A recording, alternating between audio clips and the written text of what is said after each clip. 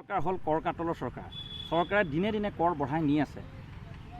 আমাৰ ইতিমধ্যে 9খন টুলগেট আছিলেই আৰু এতিয়া 18খনকৈ নতুন টুলগেট স্থাপন কৰি চৰকাৰে জনসাধাৰণৰ ওপৰত কৰ জাপি দিব বিচাৰিছে। এজন মানুহ আজি এতিয়া ধুবুৰীৰ পৰা যদি শদিয়ালৈ যায় তেনে কেইবা হাজাৰ টকাৰ টুল টেক্স ভৰিব লাগিব আৰু ইয়াৰ পৰা যে এজন ব্যক্তিগত কাৰোবাৰ যে হানি হ'ব এনে নহয়, সম্পূৰ্ণৰূপে বস্তুৰ দাম বৃদ্ধি পাব। টুল গেটৰ স্থাপনৰ যিটো নীতি নিৰ্দেশনা আছিল ভাৰত চৰকাৰ যে 60 কিলোমিটাৰ অন্ততে টুল গেট হ'ব লাগিব, আজি সেইটো সম্পূৰ্ণৰূপে উলংঘন কৰিছে।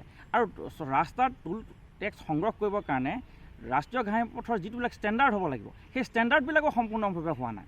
গতিকে আমি এই টুল টেক্সটো সম্পূৰ্ণভাৱে বিৰোধ কৰিছোঁ আৰু যিবিলাক অবৈধভাৱে চৰকাৰে অকল কৰ সংগ্ৰহৰ মানসেৰে লৈছে আৰু সেইবোৰ সম্পূৰ্ণভাৱে উঠাই দিবৰ কাৰণে আমি আহ্বান জনাইছোঁ।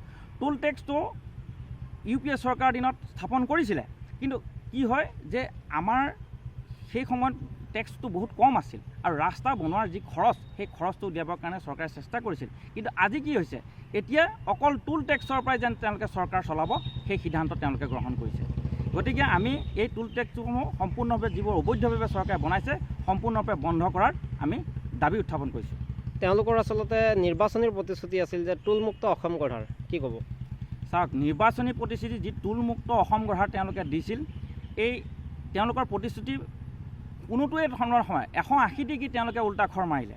গতিকে টুলমুক্ত অসমৰ যিটো কথা তেওঁলোকে কৈছিল, এতিয়া সম্পূৰ্ণৰূপে তাৰ পিঠি দিলে। গতিকে চৰকাৰৰ যে দুমুখীয়া নীতি, যিটো জাতি মাটি গঢ়াৰ তেওঁলোকে প্ৰতিশ্ৰুতি দিছিল, শৰাইঘাটৰ ৰণৰ প্ৰতিশ্ৰুতি দিছিল, এইবিলাক তেওঁলোকৰ এটা নেৰেটিভ আছিল। জনসাধাৰণক সেইখন সময়ত ফুচুলাবৰ বাবে এটা ভাষণ আছিল, বক্তৃতাৰ ফুলজাৰি আছিল আৰু তেওঁলোকে সম্পূৰ্ণভাৱে এতিয়া ওলোটা কাম কৰে। গতিকে চৰকাৰৰ এই দুমুখীয়া নীতিক আমি ধিক্কাৰ দিছোঁ।